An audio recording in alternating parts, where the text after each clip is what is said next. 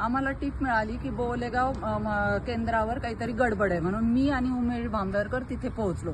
तिथं पोहोचल्यावर 100 मीटरच्या आतमध्ये त्यांचे 50 ते 60 लोक उभे होते. जेव्हा मी म्हटलं की हे पोलिसांना तिथल्या मी क्वेश्चन केला की हे लोक इतक्या जवळ कसे उभे आहेत, तर पोलीस म्हणे हे आमचं ऐकत नाहीत.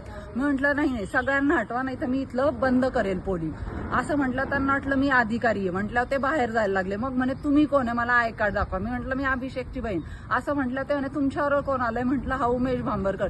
10 लोक त्याच्या अंगावर पळत गेली आणि त्याला मारायला सुरुवात केली.